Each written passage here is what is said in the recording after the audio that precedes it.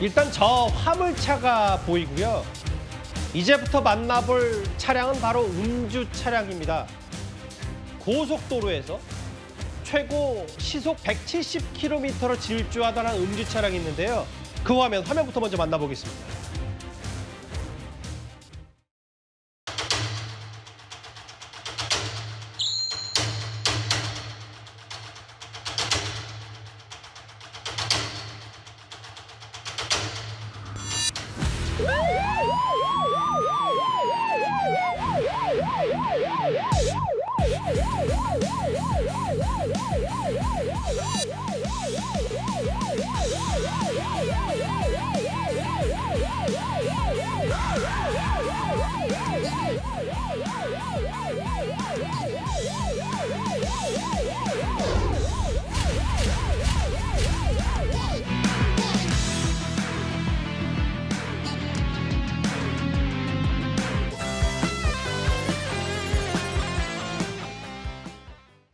보신 그대로예요. 저 음주운전 차량 경찰이 발견하고 정차를 명령했는데 이걸 안 지키고 그 지시를 무시하고 아예 고속도로에 진입해서 최고 170km로 달리면서 순찰차와 추격전, 경찰차와 추격전을 벌입니다.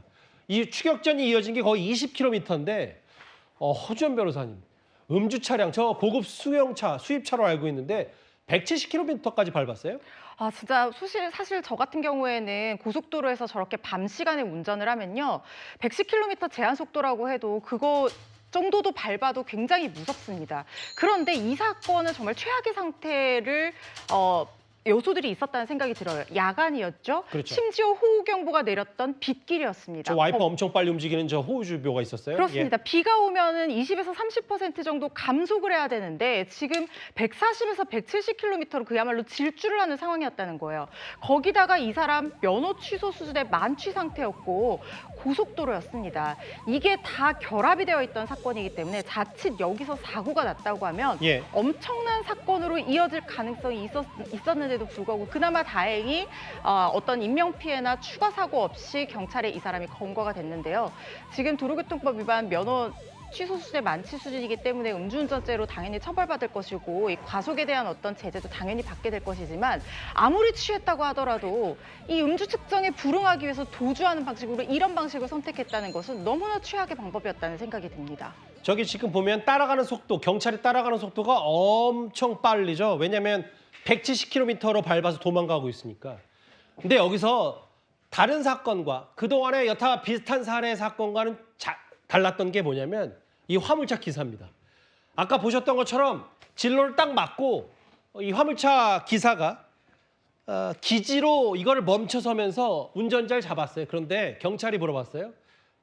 이거 참 큰일 하셨다, 고맙다고 했더니 본인 해야 할 일 했다. 근데 나 빨리 가겠다라고 해서 그냥 가셨답니다. 그러니까요. 이게 사실은 트럭이 도와주지 않았으면요. 더 엄청난 일이 벌어질 가능성도 있었어요. 170km로 20km를 추격했거든요, 지금. 근데 만약에 트럭이 없었다고 생각해 보세요. 더 빨리 달리면서 또 어떤 사고가 났을지도 몰라요.